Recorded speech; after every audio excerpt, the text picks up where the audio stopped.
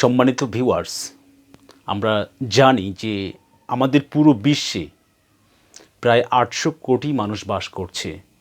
প্রত্যেকটি মানুষ তাদের নিজস্ব স্বকীয়তা বজায় রেখে এই পৃথিবীতে জীবনযাপন করছে। আমাদের আশপাশে নানান ধরনের নানান প্রকৃতির বিচিত্র চিন্তা চেতনার মানুষের বসবাস আছে। আশপাশে থাকা এই নানান ধরনের মানুষ আমাদের জীবনের নিজস্ব উদ্দেশ্য লক্ষ্যপথে তারা কতটুকু উপকারে আসবে বা কতটুকু ক্ষতি করবে বা করছে ক্ষতি, তাদের সাথে সবার সাথে সম্পর্ক গড়ে তোলা কতটুকু ঠিক বেঠিক তা আমাদের সকলের জানা খুবই দরকার। তবে অবশ্যই কিছু মানুষ রয়েছে যাদের সঙ্গে থাকলে আপনার জীবন হয়ে উঠতে পারে বিষাদময়, দুঃখময়। সমাজে আমাদের মাঝে এমন অনেক মানুষ আছে যারা সবসময় নেতিবাচক মনোভাব নিয়ে থাকে। এদের সাথে বসবাস করলে, চললে কিংবা ওঠা বসা করলে জীবন সম্বন্ধে একটা নেতিবাচক খারাপ ধারণা তৈরি হয়, কারণ তারা নেতিবাচক মানসিকতা সম্পন্ন এবং নেতিবাচক মানসিকতা নিয়ে চলাফেরা করে। এই কারণে আপনার খারাপ দিকটাই শুধু আপনার কানের সামনে তারা বাজাতে থাকে এবং আপনার ভালোর কিছু হলে তারা ঈর্ষান্বিত হয়। নেতিবাচক মানুষের সঙ্গে চলাফেরা করলে তা নিজের জীবনেও প্রভাব পড়ে, সবসময় নিজের মধ্যে নেগেটিভ বিষয়ে কাজ করে। এই জাতীয় লোকেরা কখনো আপনাকে আপনার নিজস্ব লক্ষ্য অর্জনে সহায়তা করতে পারবে না, বরং আপনাকে সবসময় হতাশায় ফেলে দেবে। কাছের লক্ষ্যে সুখে দেখলে এদের ঘুম নষ্ট হয়। এ সকল মানুষ থেকে দূরে থাকাই শ্রেয়, ভালো। আমরা জানি মানুষ সামাজিক জীব, মানুষ নিয়ে মানুষের সাথেই মানুষকে বেঁচে থাকতে হবে।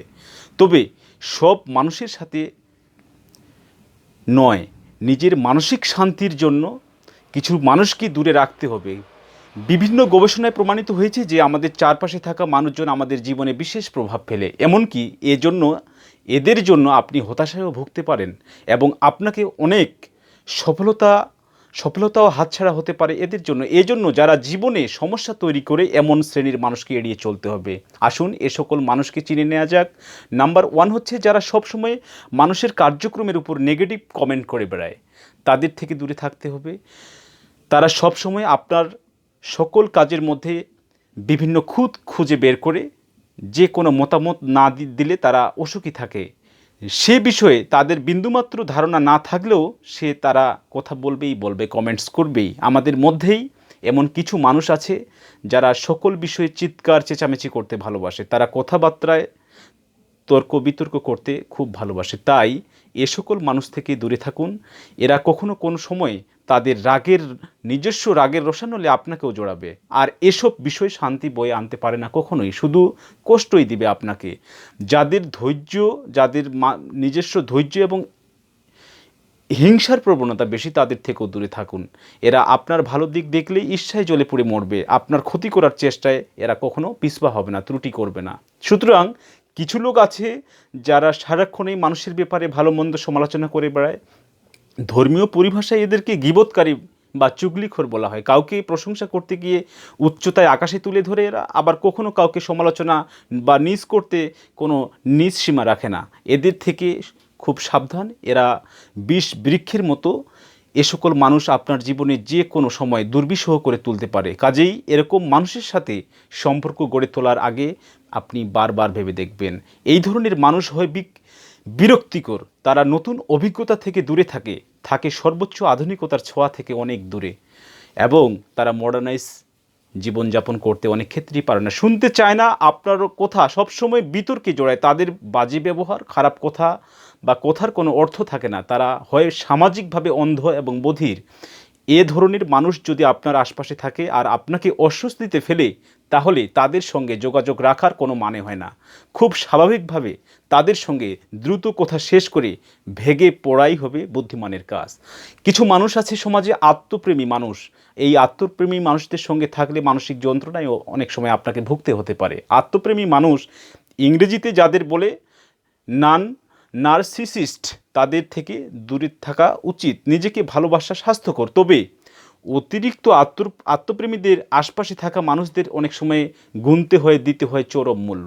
নার্সিসিস্টদের প্রথম বেশ মনোহর মনে হবে, তবে তারা হবে ধান্দাবাজ, একগুঁয়ে, সহজেই অন্যকে দোষ দেবে এবং নিজের পছন্দ মতো কাজ না হলে দেবে শীতল মনোভাব সহ আপনাকে আঘাত। আত্মকেন্দ্রিক কিছু মানুষ আছে, এ ধরনের মানুষ কখনোই ভালো শ্রোতা হবে না, আপনার কথা ঠিকমতো শুনবে না। এরা আপনার কথা তো শুনবেই না মন দিয়ে, নিজেকে নিয়েই ব্যস্ত থাকবে সব সময়। দিন শেষে কোনো বিপদে আপনি যদি পড়েন, এই মানুষকে আপনি কখনো পাশে পাবেন না। Understand you? এবং যদি কাছের কোনো মানুষের মাঝে এই ধরনের বৈশিষ্ট্য লক্ষ্য করেন, তবে উচিত হবে তাদের থেকে নিজেকে নিরাপদ দূরত্বে সরিয়ে রেখে সম্পর্ক চালিয়ে যাওয়া। আপনি যদি মানসিক শান্তি চান, তাহলে অবশ্যই কিছু মানুষকে এড়িয়ে চলতেই হবে এই চলার পথে, এই সামাজিক জীবনে। কারণ সবাইকে খুশি রাখতে গিয়ে দিন শেষে নিজের মানসিক শান্তি হবে না, থাকবে না, এটা কখনো হতে পারে না। এই জন্য যেসব মানুষ মনে হয় আপনার জীবনে সমস্যা তৈরি করছে, তাদেরকে এড়িয়ে চলতে হবে। সমালোচক অর্থাৎ অফিসের বস, বন্ধু, আত্মীয় বা সহকর্মীদের মধ্যে এমন কেউ থাকে যে সবসময় আপনার নেতিবাচক সমালোচনা করে বেড়ায়, এই সমস্ত মানুষ থেকেও আপনাকে অনেক দূরে থাকতে হবে। এবং আপনার নিজস্ব সময় কাটানো, আপনার পোশাক পরিচ্ছদ, সকল ধরনের কর্মকাণ্ড, বন্ধুবান্ধবদের নিয়ে কটু সমালোচনা করতেই থাকে তারা। মনে রাখবেন, এই মানুষের আশপাশে থাকলে আপনি সবসময় ক্লান্তিতে ভুগবেন। হয় এই ধরনের মানুষকে বোঝান যে তার কথা শুনে আপনার কতটা কষ্ট বা খারাপ লাগে, নয়তো নির্দিষ্ট সীমারেখা টেনে তাদের সঙ্গে সম্পর্ক রাখুন। সারাক্ষণ নেতিবাচক মনোভাব সামলানো কারোর জন্যই সম্ভব নয়। পুরনো বন্ধু যখন তেতো হয়, অর্থাৎ পুরনো বন্ধু সবসময় আনন্দের হয়, পুরনো বন্ধু যখন ফিরে আসে এবং তাদের ফিরেও আসাও আরও আনন্দের। তবে যদি দেখা যায় সেই পুরনো বন্ধুর কার্যকলাপ আপনাকে আহত করছে, তবে সাবধান হওয়ার প্রয়োজন রয়েছে যথেষ্ট। বন্ধুত্বের নিজস্বতা, মৌলিকতা হারিয়ে ফেলতে থাকলে সেই বন্ধুর সঙ্গে দূরত্ব বজায় রাখাই হবে মঙ্গলজনক। Okay guys? এবং ফ্রেনিমি মনোবিজ্ঞানের নতুন শব্দ, বাংলায় যাকে বলা যেতে পারে বন্ধু যখন শত্রু। কর্মক্ষেত্রে বা বন্ধুদের মধ্যে সাধারণত প্রতিযোগিতা থাকতেই পারে, যা একে অপরকে উন্নয়নের দিকে নিয়ে যাবে বা যায়। তবে সেই প্রতিযোগিতায় থাকে বন্ধুত্ব সুলভ আচরণ এবং সাহায্য এবং সহানুভূতির মনোভাব। তবে কোনো বন্ধু যদি আপনাকে টপকে যেতে চায়, যদি সাহায্য দরকারের সময় এগিয়ে না আসে, অপরদিকে আপনার সফলতায় যদি খুশি না হয়, তাহলে অন্যের কাছেও যদি আপনাকে নিয়ে গালগল্প করে, তবে বুঝতে হবে সে আপনার বন্ধুরূপী একটি মারাত্মক শত্রু, অর্থাৎ ফ্রেনিমি। আপনি যে মানুষের যত্ন নিচ্ছেন, তার কারণেই অসুখী বোধ করছেন, এমনও হতে পারে। যদি এরকম পরিস্থিতির শিকার হন, তবে তার সঙ্গে কথা বলে বিষয়গুলো সমাধান করার চেষ্টা করতে হবে, নয়তো নিজের ভালোর জন্য বন্ধন ছিন্ন করে আপনাকে দূরে সরে চলে যেতে হবে।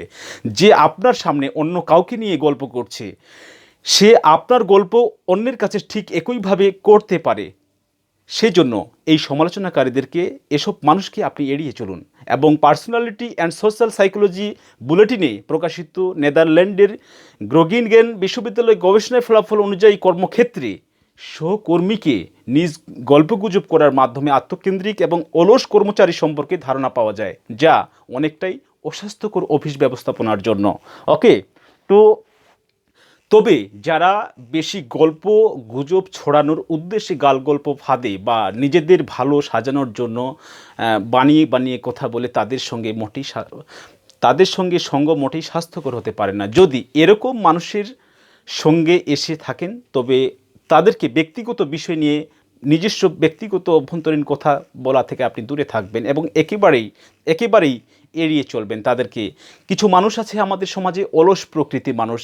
এই অলস গোষ্ঠীর আলাদা কোনো পরিচিতির আপনাদের কাছে তুলে ধরার দরকার নেই। এরা সব সময় নিজেরাও কাজকর্ম থেকে দূরে থাকে, সঙ্গে আপনাকেও কর্মবিমুখ করে রাখবে।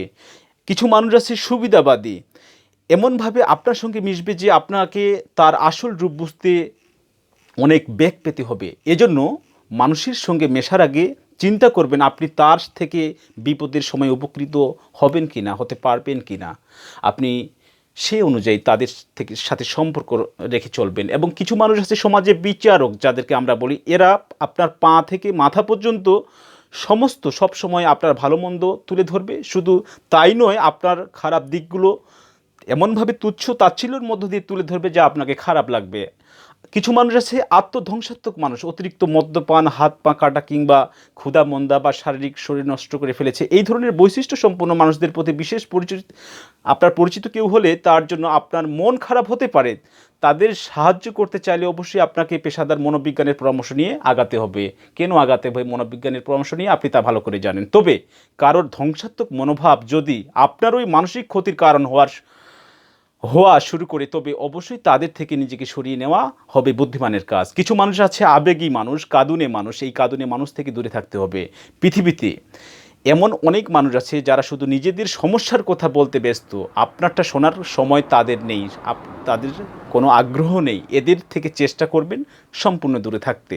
আবেগ নিয়ে খেলা যারা করছে, মানুষের সহানুভূতি পাওয়ার জন্য যারা আবেগ নিয়ে খেলে, যাকে বলা যেতে পারে আবেগের পরজীবী, আবেগের পরগাছা, তাদের থেকে দূরে থাকাই ভালো। এই ধরনের মানুষ নিজেকে খুব ভঙ্গুরভাবে উপস্থাপন করে, অন্যের সহানুভূতি জোগাড় করে, তারপর নিজের কাজ হয়ে গেলে সেই মানুষকে অগ্রাহ্য করে, যতক্ষণ না সেই মানুষটার প্রয়োজন ফুরাচ্ছে ততক্ষণ পর্যন্ত তারা হয় স্বার্থপর, একগুঁয়ে এবং চাহিদা পূরণের জন্য চেষ্টা চালিয়েই যায়। এই ধরনের মানুষের সঙ্গে পরিচয় থাকলে দূরে সরে যান। কারণ মনে রাখবেন, আবেগের মধ্যে বেঁচে যারা সম্পর্ক করে তারা ভালোবাসা চায় না, তারা খালি শুধু আপনার শক্তিটাই শুষে নেবে।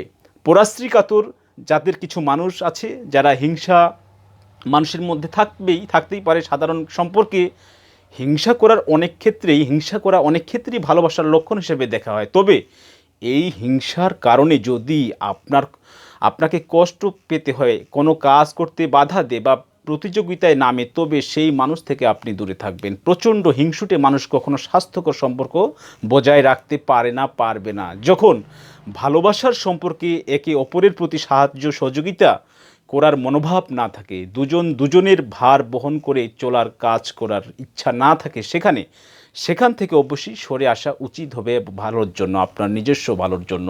বন্ধুগণ, কিছু আছে বলির পশু, নিজেকে বলির পশু ভাবা বা নিজেকে সবসময় অন্যের মাধ্যমে অপরাধী হওয়ার মনোভাব কারোর মধ্যে যদি আপনি দেখতে পান, তবে তাকে ভালো উপদেশ আপনি দিতেই পারেন। তবে এই মানসিকতার মানুষেরা ভালো উপদেশ গ্রহণ করলেও নিজের নেতিবাচক মনোভাবের জন্য কোনো সমাধানে তারা যেতে পারে না। যদি নিজেকে এই ধরনের অপরাধবোধে ভোগানো মানুষের শিকারে পরিণত হন আপনি, তবে নিজেকে বাঁচাতে অবশ্যই দূর থেকে সম্পর্ক রাখবেন।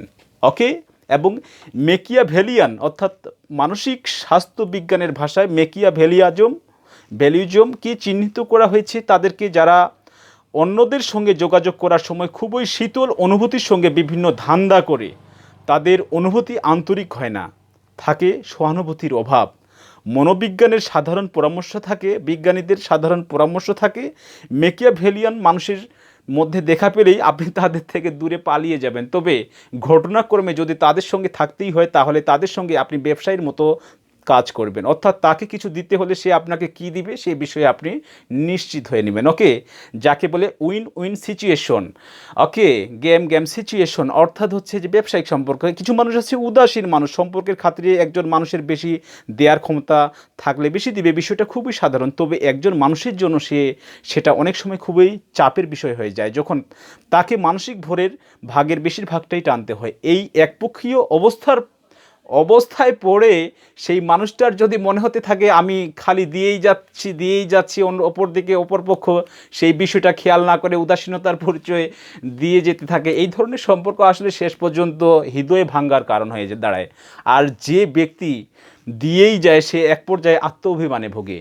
বর্তমান সমাজে আরেকটি বিষয় হচ্ছে যে মিথ্যার অভাব নেই এই সমাজে, কিন্তু মনে রাখা দরকার মিথ্যুক মানুষ থেকে উপকারের থেকে ক্ষতি হওয়ার সম্ভাবনাই বেশি থাকে। কাজেই এসব মানুষ থেকে যত দূরে থাকা যায় ততই ভালো। এরা বড় ধরনের বিশ্বাসঘাতকতা করতে পিছপা হবে না, এরা কখনো আপনার ভালোবাসার মূল্য বুঝবে না। সুতরাং এরকম মানুষ থেকে উপকার কখনো আপনি পাবেন না, এবং ফিলিংস আপনি কখনো এদের সামনে বিলিয়ে দিবেন না, নিজস্ব ফিলিংস অনুভূতি বিলাবেন না। অমুক মিথ্যাবাদী এরকম ভাবার কারণ নেই যে সবাই সবসময় সত্য কথা বলবে। তবে যদি আপনার সন্দেহ হয় আপনার জীবনের কেউ বেশিরভাগ সময় অনুভূতি কাটতে অতিরিক্ত মিথ্যা বলছে, তাহলে সাবধান হওয়ার প্রয়োজন রয়েছে যথেষ্ট ভাই। অস্বাভাবিক মিথ্যাবাদীদের প্রথমে খুবই চার্মিং মনে হবে, তারা জীবনটাকে মজারও করে তুলতে পারে, তবে একটা রেখায় এসে এই ধরনের মানুষের সঙ্গে মেশা বন্ধ করে দিতে হবে ভাই, বা কমিয়ে দিতে হবে। কারণ বিশ্বাস না থাকলে সেই সম্পর্ক জোরালো বা মজবুত হতে কখনো পারে না। এই ধরনের মানুষের সঙ্গে তরল সম্পর্ক রাখাই হবে ভালো, গভীর সম্পর্কে যাওয়া কখনো যাবে না।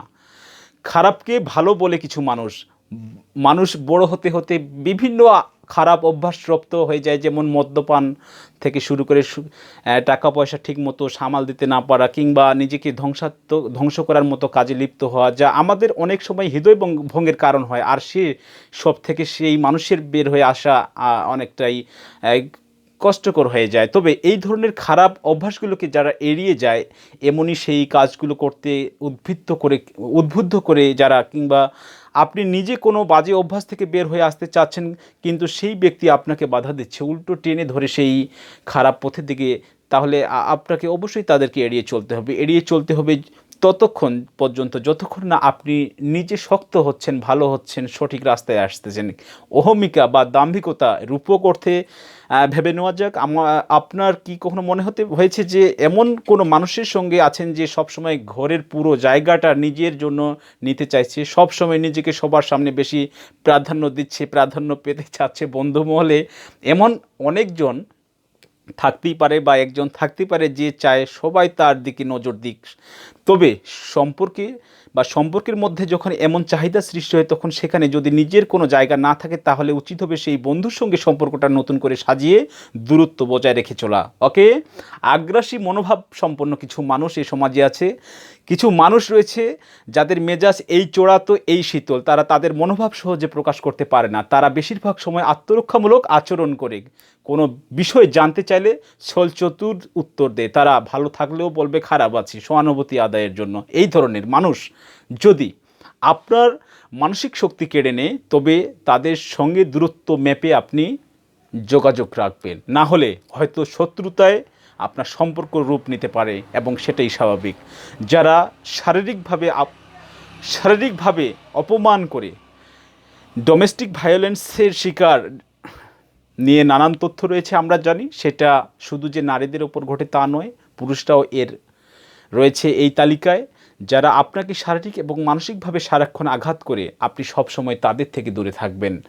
এবং আমি পরিশেষে এই কথাটি আপনাদেরকে বলতে চাচ্ছি যে আপনার 1.3 কেজি ওজনের ব্রেনটি আপনি সবসময় ভালোভাবে, সূক্ষ্মভাবে, অ্যাকুরেট পথে কাজে লাগাবেন, তাহলে আপনার বর্তমান ভবিষ্যৎ জীবন অনেক অনেক বেশি ভালো হবে, অনেক অনেক বেশি ভালো মাত্রার স্থান পাবে আপনার জীবন। সুখের ছোঁয়া লাগুক সবার জীবনে। নমঃ টুডে। আসসালামু আলাইকুম।